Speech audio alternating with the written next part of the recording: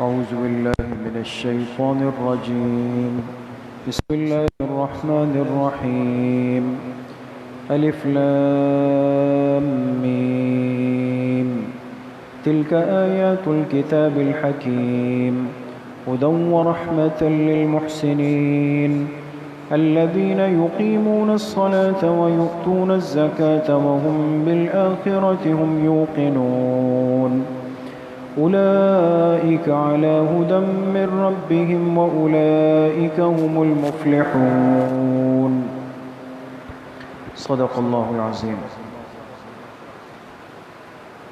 یہ سورہ لقمان کی ابتدائی 5 آیتیں آپ حضرات کے سامنے تلاوت کی گئی ہے. اس سے پچھلی سورت سورہ روم ختم ہوئی اور سورہ روم کے بعد یہ سورہ لقمان ہے. یہ سورت مصحف کی ترتیب کے اعتبار سے تو 31ویں ہے اور نزولی ترتیب کے اعتبار سے یہ 57 نمبر پر ہے. مصحف کی ترتیب کے اعتبار سے تو یہ 31 نمبر پر ہے. یعنی اگر آپ سورہ بقرہ سے شمار کرنا شروع کریں 1 2 3 4 5 8 10 12 تو اس کا نمبر کیا بنے گا 31. لیکن یہ سورت اللہ پاک کی طرف سے جب اتاری گئی تو کس نمبر پہ اتری ہے اس میں فرق. نزولی ترتیب ہوا کرتی ہے. دوسری بات یہ ہے کہ یہ سورت بھی مکی سورت ہے سورہ لقمان. اور آپ حضرات نے یہ بات بارہا سن لی کہ مکی سورت اس کو کہا جاتا ہے جو آپ علیہ الصلاۃ والسلام پر ہجرت سے پہلے اتری. ہجرت سے پہلے اتری. اور جتنا حصہ قرآن کا ہجرت کے بعد اترا ہے وہ کیا ہے مدنی ہے. یعنی ہم عام طور پہ ہمارا ذہن میں یہ ہوتا ہے کہ بھئی مکی وہ ہے جو مکے میں اتری اور مدنی وہ ہے جو مدینے میں اتری. تو ایسا نہیں ہے. اس میں دار و مدار قبل الہجرت اور بعد الہجرت پر ہے. جو ہجرت سے پہلے اتری ممکن ہے کہ اس دوران آپ علیہ السلام مکہ مکرمہ کے شہر میں نہیں تھے. آپ باہر تھے، طائف میں تھے، دوسرے علاقے میں، لیکن وہ مکی کہلائے گی اس لیے کہ ہجرت سے پہلے آئی. اور جو حصہ ہجرت کے بعد آیا تو ضروری نہیں کہ آپ علیہ السلام مدینہ منورہ کے شہر میں ہی ہو، آپ باہر بھی ہوں، لیکن وہ مدنی حصہ کہلائے گا. تو اس اعتبار سے سورہ لقمان جو ہے یہ کون سی سورت ہے مکی سورت ہے. تیسری بات یہ ہے کہ مکی زندگی میں بھی تقریباً یہ اتری ہے 6 یا 7ویں سال. آپ جانتے ہیں کہ آپ علیہ الصلاۃ والسلام کی نبوت ملنے کے بعد کی کل مکی زندگی کتنے سال ہے 13 سال مکی زندگی. تو ان 13 سالوں میں 6 یا 7ویں سال میں مقصد بالکل درمیان کے اندر یہ سورہ لقمان اللہ پاک نے آپ پہ اتاری ہے.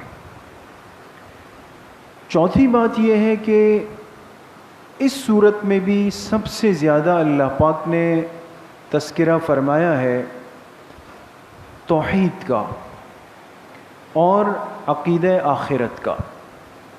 آپ اگر مکی صورتوں کو دیکھیں گے تو آپ کو اس میں سب سے زیادہ 4 باتیں ملیں گی: توحید، رسالت، آخرت اور قرآن کریم کی اہمیت. توحید، رسالت، آخرت اور قرآن کریم کی اہمیت. یہ مکی زندگی کی صورتوں میں سب سے زیادہ موضوع یہ ہے قرآن کریم کا.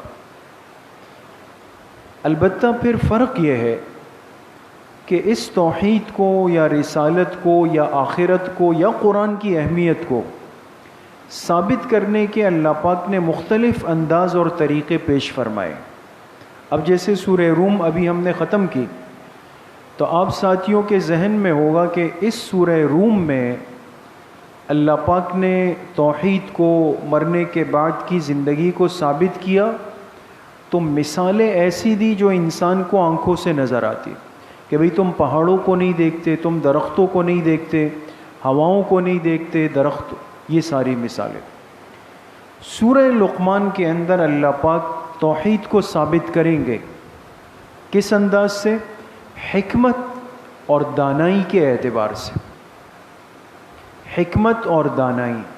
اس لیے کہ دیکھیں اس سورت کا نام کیا ہے؟ سورہ لقمان، اور لقمان ایک شخص کا نام ہے، شخصیت ہے، اور یہ کون سے اتنے اہم شخص ہے کہ جن کے نام کی سورت قرآن میں؟ تو یہ ایک حکیم اور دانا انسان گزرے ہیں، نبی نہیں ہے، پیغمبر نہیں۔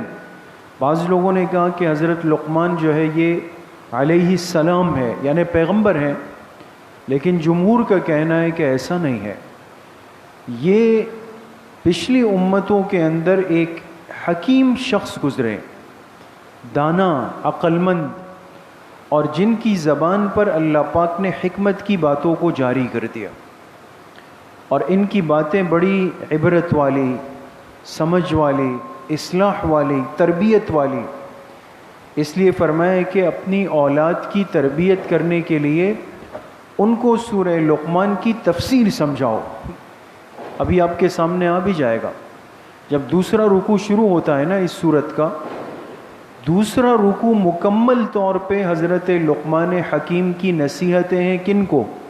اپنے بیٹے کو، اپنے بیٹے کو نصیحتیں کی ہیں انہوں نے۔ تو بڑی بہترین صورت ہے تربیت اولاد کے اعتبار سے، اور چونکہ یہ ایک ذمہ دار اور سمجھدار اور سنجیدہ والدین کے لیے اہم مسئلہ ہے۔ ہر ایک چاہتا ہے کہ میری اولاد کی اچھی تربیت ہو اور وہ دین کی طرف مائل ہو، رغبت ہو، اعمال کا جذبہ ہو، چاہت تو سب کی ہے، لیکن ایک عام انسان کی بات ہوتی ہے، اور ایک ہے کہ آپ اس کو اللہ پاک کے کلام پڑھ کر سنائیں اور ان کی تربیت کریں، کتنا بڑا فرق ہوگا۔ تو سورہ لقمان میں چونکہ تذکرہ ہے حضرت لقمان حکیم کا، اور ان کی زبان پر جو باتیں تھیں وہ حکمت کی، دانائی کی بھرپور باتیں، تو اس حکمت کی باتوں سے توحید ثابت کی گئی۔ اس لیے دنیا میں جتنے بھی حکیم لوگ گزرے، جن کو اللہ نے حکمت دی، دانائی دی، سمجھ دی، شعور دیا، وہ ہمیشہ فطرت والے طریقے یعنی توحید پر رہیں، ان میں کوئی کافر نہیں ہوا، اس لیے کہ حکمت انسان کو آمادہ کرتی ہے کہ یہ اللہ پر ایمان لے آئے۔ بات سمجھ گئے دوستو؟ تو بہرحال یہ سورہ لقمان ہے، اور اس کی 5 آیتیں آج آپ حضرات کے سامنے تلاوت ہوئی۔ ان آیات کا ترجمہ ہے الف لام میم۔ یہ حروف کیا کہلاتے ہیں؟ حروف مقطعات، حروف مقطعات۔ قرآن کریم کی کل صورتیں کتنی ہیں؟ 114، ٹھیک ہے۔ 114 صورتوں میں کتنی صورتیں ایسی ہیں کہ جن صورتوں کی ابتدا حروف مقطعات سے ہوتی؟ 29 صورتیں۔ کتنی صورتیں؟ 29۔ یہ باتیں یاد رکھنے کی ہے دوست۔ 29 صورتوں کا آغاز حروف مقطعات سے ہوتا ہے، ان میں سے ایک سورت سورہ لقمان بھی ہے۔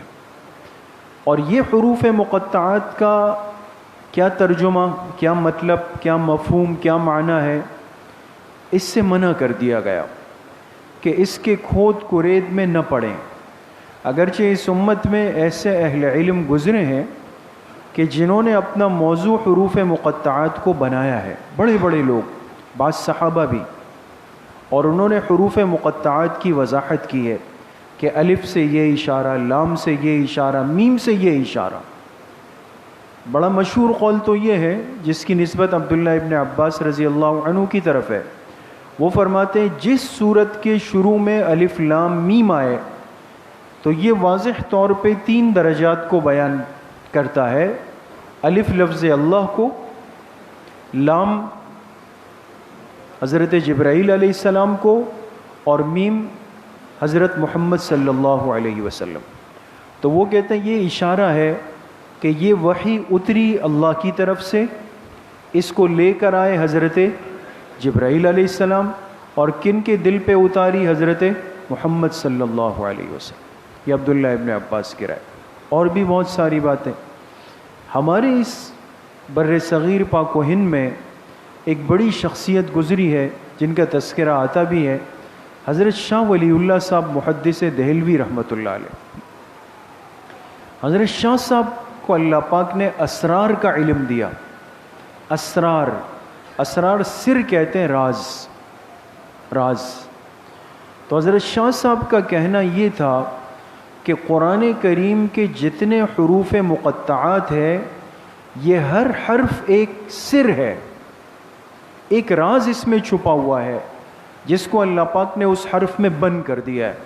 الف میں ایک راز کی بات ہے، لام میں ایک راز کی بات ہے، میم میں ایک راز کی بات ہے. جو اللہ پاک نے اپنے پاک پیغمبر کے دل پہ جیسے وحی اتاری، وہ اسرار بھی اتار دیے. حضرت شاہ صاحب نے ان اسرار پر بڑی بحث کی ہے، اور بڑے بڑے علماء اکابر ان کتابوں کو بڑی محنت کے ساتھ پڑھتے ہیں. بڑی مشکل ترین کتابیں. لیکن ہمارے لیے حکم کیا ہے کہ جب حروف مقطعات آئیں تو ہم کہیں گے اللہ اعلم بمرادہ بذالک، اللہ اعلم بمرادہ بذالک، کہ یہ وہ حروف ہیں کہ جس کی مراد اور مطلب کو صرف کون جانتا ہے؟ اللہ تعالیٰ. بس اس سے ہماری ذمہ داری ختم ہو جائے گی. تلک آیات الکتاب الحکیم، یہ آیتیں ہیں حکمت والی کتاب کی. حکیم کا لفظ جو آتا ہے قرآن کریم میں، ہمیشہ یہ یاد رکھیں، آئندہ آپ کو پریشانی نہیں ہوگی. لفظ حکیم دو معنوں میں، عربی اعتبار سے، اردو نہیں. اردو میں تو آج اگر حکیم کہا جائے تو ذہن وہی حکیم صاحب کی طرف جائے گا جو کشتے بناتے ہیں، دوائیاں دیتے ہیں، وہ مراد نہیں. لغت عربی میں لفظ حکیم کے دو معنی. ایک حکیم کے معنی ہے وہ بات جو حکمت پہ مبنی ہو. تلک آیات الکتاب الحکیم، یہ آیتیں ایسی کتاب کی آیتیں ہیں، الحکیم جو کون سی ہے؟ حکمت والی کتاب. تو حکیم کا ایک معنی ہے حکمت، اور دوسرا حکیم کا معنی ہے محکم، مضبوط. جو چیز مضبوط ہوتی ہے نا، جس میں کوئی شک نہیں، لچک نہیں، شبہ نہیں، اس کو حکیم کہتے ہیں. اب ترجمہ کیا ہوگا؟ یہ آیتیں ہیں ایک ایسی کتاب کی جو کہ مستحکم کتاب ہے، مضبوط کتاب ہے. تو حکیم کے کتنے ترجمے ہو گئے؟ دو، ایک حکمت اور دوسرا مضبوط کے معنی. یہ آیتیں ہیں ایسی کتاب کی جو حکمت والی ہے، ہدی و رحمۃ للمحسنین، اور یہ کتاب ہدایت ہے. اس کے نیچے مفسرین نے ترجمہ لکھا سب کے لیے. ہدایت تو سب کے لیے، لیکن ورحمۃ للمحسنین، یہ کتاب باعث رحمت ہے محسنین کے لیے. محسنین ان کو کہتے ہیں جو فائدہ اٹھانا جانتے ہیں، جو فائدہ اٹھانا جانتے ہیں. اس سے بہت بڑا مسئلہ حل ہوتا ہے دوست. دیکھیں، ایک چیز میں اللہ پاک نے ایک تاثیر، ایک فائدہ رکھا ہے.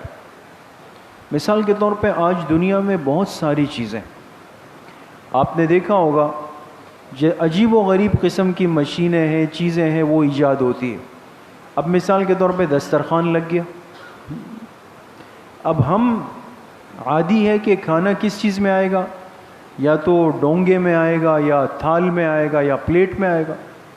اب کسی نے آ کے ایک ایسا برتن رکھ دیا کہ ہمیں نہ اس کا منہ سمجھ میں آ رہا ہے، نہ پیر سمجھ میں آ رہا ہے، نہ سر سمجھ میں آ رہا ہے، اور لا کے رکھ دیا دسترخوان پہ. یہاں بھی رکھا، وہاں بھی رکھا، وہاں بھی رکھا.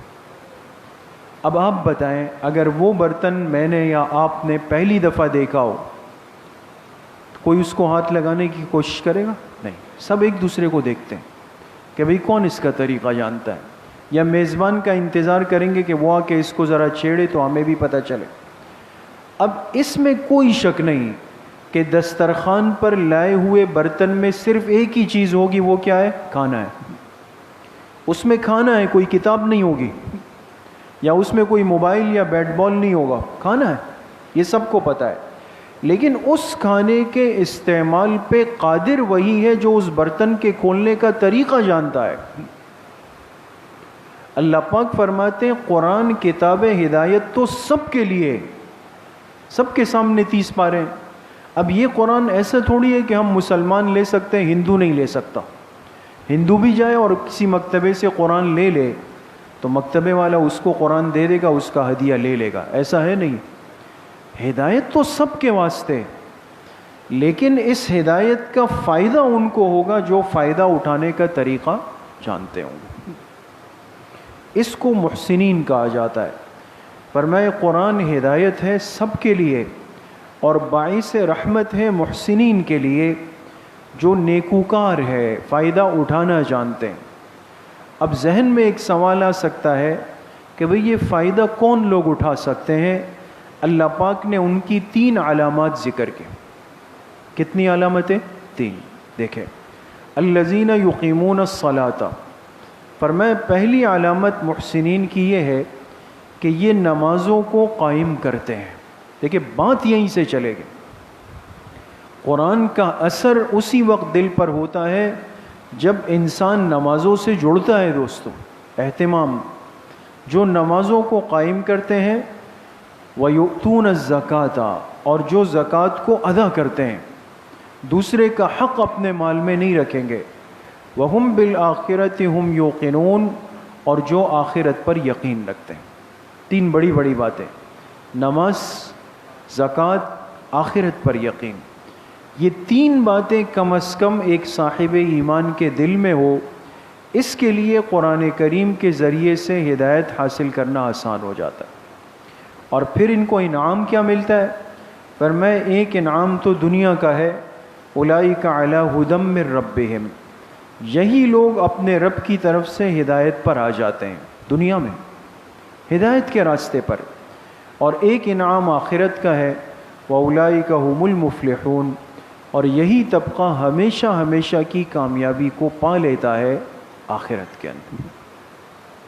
بات سمجھ گئے دوست؟ تو یہ سورہ لقمان کی ابتدائی 5 آیتیں ہیں، اور آپ حضرات نے اگر غور کیا ہو تو ان آیات میں اللہ پاک نے ذکر کیا قرآن کریم کی اہمیت کا۔ تلک آیات الکتاب الحکیم، یہ حکمت والی کتاب کی آیتیں ہیں، لیکن اس سے فائدہ اٹھانے کے لیے ان 3 باتوں کا اہتمام کرنا ضروری ہوگا۔ اللہ کریم مجھے بھی اور آپ سب کو صحیح عمل کی توفیق نصیب فرمائے۔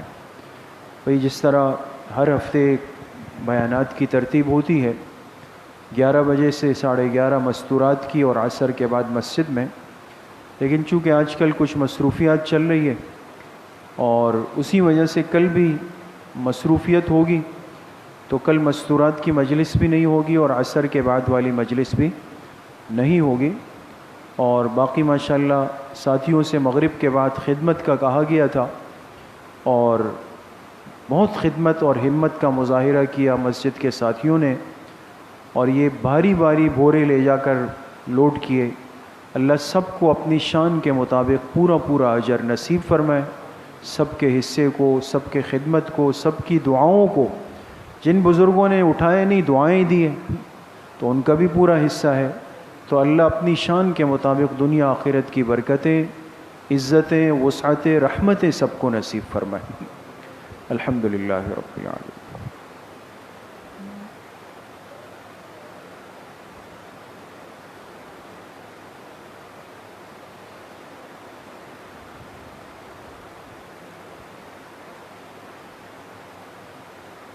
وصلی اللہ وسلم علی نبینا محمد وآلہ واصحابہ اجمعین برحمتک یا رب۔